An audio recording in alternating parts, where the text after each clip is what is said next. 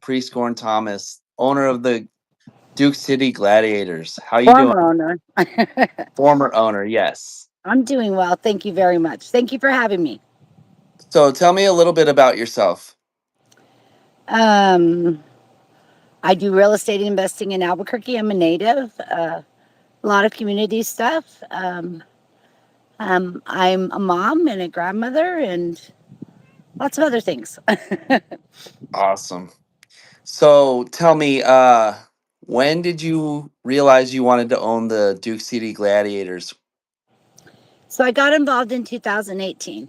So Coach Bramante and a gentleman named Matt Kayward, who's a firefighter, they started the team in 2015. And then in 18 or 17, a gentleman named John Lopez came in with them. And he approached me in 2018 to get involved with the team, you know, due to my community ties and I Mhm. love football. And so I fell in love with the sport. I mean, I'm a Dallas Cowboy fan. Don't say anything. Okay. Okay. And I'm loyal. Okay. I was raised a Dallas Cowboy fan. When football players were football players in the NFL. Um, Mhm. so I fell in love with it. Got involved. Became partners with John in at the end of 17. Did all of 18 with him. We were in the CIF. With Haran and you know Omaha and that was where Doug came from and Todd came from. I mean, it was a and there was no vet role, so you saw the best of the best on the field. And so, Awesome. yeah, so we won a championship in 18 against the Sioux Falls guys. Really nice people. And then, so at the end of 18, John wanted out. So and of course, he didn't ask me till late. We weren't going to play. And so I Mhm. literally took over in mid February, had 45 days to get on the field, and we didn't even have helmets. We had nothing. And then the gentleman Mhm. that runs BCN over here got all the equipment that we needed and uniforms, and we were rolling. And then, of course, we won another championship, so we went back to back. So at the end of that season, I decided that the league was too unstable, and I Mhm. wanted longevity for our team, for our community. And most of the teams in the CIF didn't have the population. They're smaller towns. And so I Yeah. approached, and Kevin, of course, came to both championship games. So that was when I met Kevin. And so I approached Kevin at the end after we won that 2019 championship and said, "Hey, I'd be super interested in joining the IFL." And so we joined the IFL, and the rest was history. We immediately went and got Nate Davis though from Amarillo. And so when we Very, when we very good busted when we signing right there. yes when we bust well him and Dello were Davis to Davis. Come on now. So Hmm. when we busted into the IFL, I think we were a surprise to them and sped up the game a little bit. And we Albuquerque definitely loved being in the IFL and having a team here. The new owners um, are very connected to the community. One owns several car dealerships here and in Arizona. And the other owner builds house subdivisions in Rio Rancho. David, you've got Bob Petrie and Mike Feets. Huh?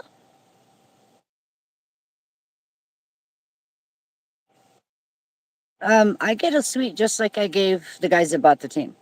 So, yeah, yeah. So I definitely negotiated the future season.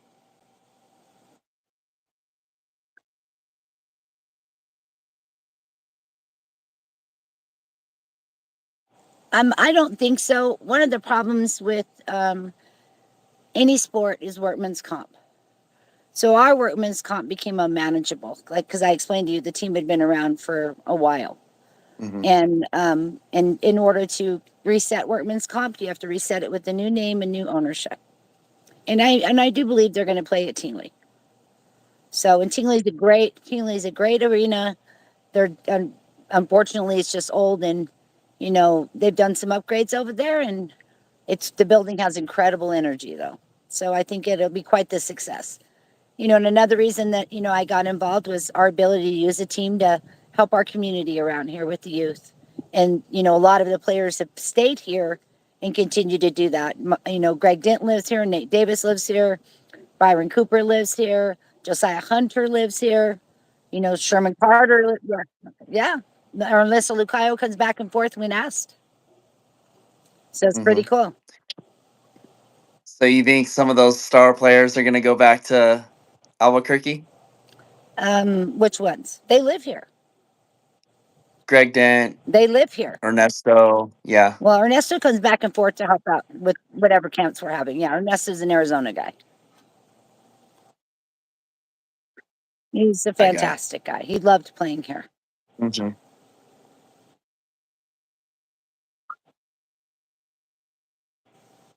You know which one it was. our biggest rivalry was the Arizona Rattlers. It was always Nate against Kevin. Still is. You always wanted. It's So, where do you see the FL going from this year forward? Oh, I hope the IFL. Todd Tryon's a great commissioner. The original team's the Great Eight, and we were part of that. You've got Kathleen Hmm. Trinkler, you've got the Barnstormers, you've got Doug. You've got some great owners in the IFL, and now that they've added that ECHL piece, it's only going to continue to grow and become the most stable of the leagues. And they have great Definitely, it coaches. it is. Hmm. The better coaches are in the league too. The standard that the IFL requires is above all the other leagues. It was awesome seeing you walk down the stairs at the Rattlers game because I was expecting it, but it makes sense. Ernesto Lacayo and Nate. Yeah.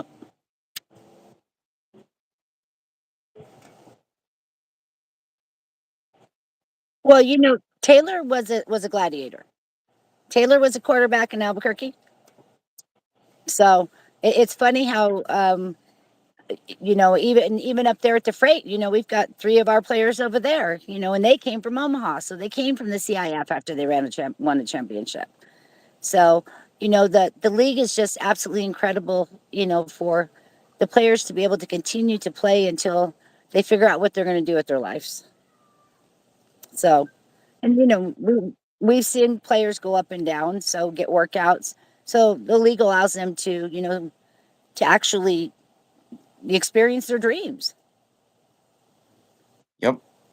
So, what was it like being the owner of the gun? I mean, the gunslingers, the gladiators, like going around town? Did you get honked at and stop saying hi, owner of them?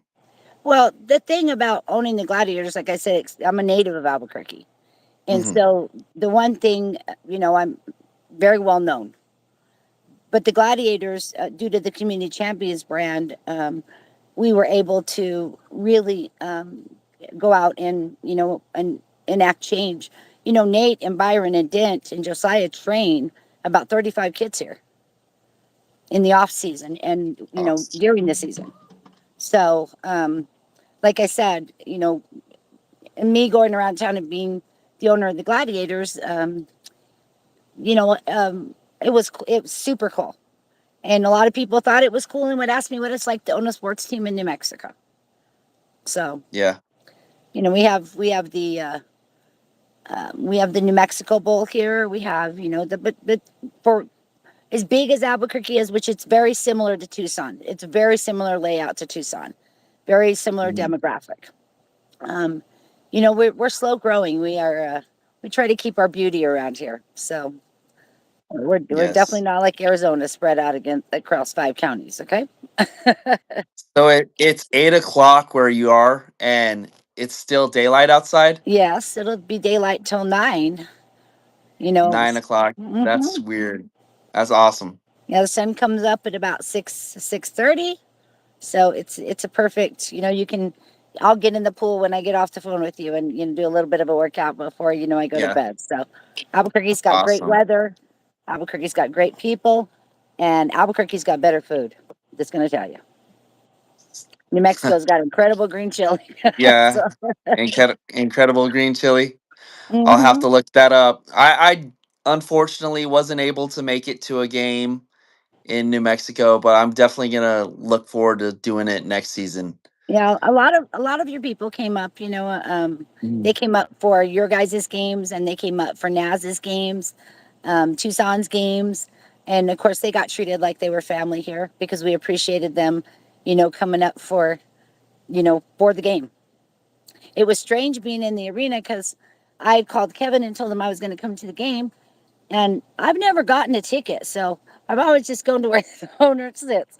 So I was only in that arena once. So I went and asked Kevin. I said, Yeah, "Kevin, where am I supposed to sit?" And he goes, "I don't know." And so he says, "He said you said you were going to sit next to San Diego's bench," and I said, "Well, I guess I'm going to go sit in the second row and see who pushes me around a little bit." yeah. So, are you're definitely going to the championship game this year in Tucson? Of course, continue to Awesome. support the league and the guys, and it's like I said, it's what that. I mean, Yep. once you fall in love with the sport, you're in love with the sport. It's definitely hard not to fall in love with it. Like when the Arizona Rattlers were leaving the AFL and they went to the IFL, I was like, "Are you kidding me? We're going to the IFL now?" But I gave it a chance, and here we are. Right. And the Arizona Rattlers are the standard in this league. They Hmm. always have been. Ron Schertz puts on one heck of a good show over there. Kevin, is a coach that you don't want to play against or coach against, as you saw in the last game when it went down to the last second. So, Hmm. I've So got to say you the best championship game I've ever seen was that Massachusetts Arizona game. I mean, all those players were Iron Man. I mean, just Iron Man. That was one hell of a game. talking about last year or the game they lost? I'm talking about the game they lost. It doesn't matter. It was an incredible Yeah, freaking game. yeah, it was an incredible game. And last year's game was a good game too. But it was though my experience in indoor football. That'll be the championship game I always remember. And I don't think anybody lost in that game. Nope. They should have had So, two trophies. what did you like doing the owners meetings? Did you know all the owners before the owners meetings, of course, or Well, the IFL is really good about weekly calls. The owners touch base. The owners are involved. And Todd does a hell of a job bringing all of those personalities together. And Mhm. as the other teams came in, the bigger teams like Vegas and such, they had really good GMs that added also to that because, of course, their owners own multiple sports teams, right? So a lot of good things. The Germains, a lot of good things happened as soon as we joined the league and Todd became commissioner. Yeah, Todd's an excellent commissioner. So, what do you think? Do you think the Frisco Fighters will come back? Have you heard anything about that? Um, I think that again, that's a marketplace that is saturated with sports, and it's been tried and tried and tried again, and I think that um, I think that Jermaines are incredible people, and they continue to be involved with the league, and I'm sure if the time is ever right, they will, but I'm not sure. So, you said you were a Dallas Cowboys fan. Oh What yes, made you like a star on a helmet? I was born in a Dallas Cowboy household. Yeah, Okay. I was born like that. I mean, you can't. I mean, the dynasty of Dallas back in the day when I was growing up. I was born in the Emmett '60s. Smith. Oh, all of Yep. them. Emmitt Smith, Tony Dorsett. I mean, come on, Staubach, Landry's. The list goes on. Michael Irving. I mean, there was some real football. Too tall. I mean, the list goes on. So the Dallas Cowboys were the Arizona Rattlers of the I mean NFL. Oh hell They're yeah, they the were back gold in the day. standard. Yes. Yeah, but very much like the leadership is not so hot these days. So, and everything is about leadership, especially in Hmm. sports. Well, they have the same owner, Jerry Jones. He's just lost it. Well, I don't think he ever had it, but He never had it. I don't think so. No. So you don't miss the IFL because you've never left, correct? No, I don't think I would ever miss the IFL. I mean, a game is for me Yeah. is an hour flight in several directions. Uh huh. I plan on going to the San Diego game. There's a few Awesome. games me and my granddaughter don't miss, and it's Yeah. usually a San Diego. We catch a San Diego game, we catch an Arizona game. Well, typically she travels with me for the whole season. I was one of the few owners, as you know, that traveled with the team. Pretty much Yeah. everywhere we went. So Have you gone to all the IFL stadiums? stadiums, yes, Which is your favorite? it was the Snake Pit The Snake Pit? when it was downtown. Yes. Yes, Footprint Center. Yeah, Footprint yeah. Center? Many Very good. times, many times I walk across that parking lot, with a stomach ache, and then walked back. Not a winner. So we never beat Kevin. Yeah. And so you've been to Sioux Falls. How was that stadium? Oh, I've never gone to any of the East. I've gone to all the West. Oh, all the West. Yeah, Gotcha. I have no desire to go Awesome. back East. No. No, I'm not spending 7 hours on a plane. So is there plenty of teams coming in next season, do you think? Or just the I have no idea. I think the league is going to continue to grow, and they have a cutoff point in mind, so that the 24? memberships always so the memberships always have value. Hmm. Awesome. Well, they definitely do a really good job of vetting and making sure people are a viable owner. Correct. Yeah, Awesome. you just don't make a phone call and say, "Hey, can I get in the IFL?" They're like, "Where's your paperwork?" Hmm. Awesome. Well, I enjoyed talking to you and getting your side of the scoop from the IFL. And do you have anything else you would like to say? I think it's really important that in doing these podcasts and different people that do that, you really promote how important it is for people to buy their season tickets. It when it's very expensive That's to operate a team, and that upfront season ticket money, it really helps you make good decisions in running a team. The more sponsorship you can mhm, sell, the more season tickets you can sell, the more that you're going to be supported in your community, the more that boosts the ability for from the top to the bottom to run the team. As opposed to waiting to the last minute, yep. Awesome. and especially with the championship game too. As soon as those tickets go on sale, I mean, people should grab them. It should be a Hmm. trip you plan to make. I mean, we only play Definitely. 16 games and only eight Yep. at home. I've So, gone to 16 games this year, and all I'm right. going to San Antonio on Friday to go see the Rattlers play the Gunslingers. Well, there you go. Yep. So Awesome. you get Well, to have an experience in San Antonio, and the ownership group out there is great. mhm, I know Manas is up in Massachusetts now, but I think that all the teams. I mean, even when you have coaches go from one place to another, all the teams have incredible leadership, and that's important in what we're doing, especially with having these young players transition from college into professional football, because this is professional mhm. football. Yes, it is. You can't judge the IFL until you've actually been to a game, seen how hard they hit, and they put on an awesome show. Yes, they do.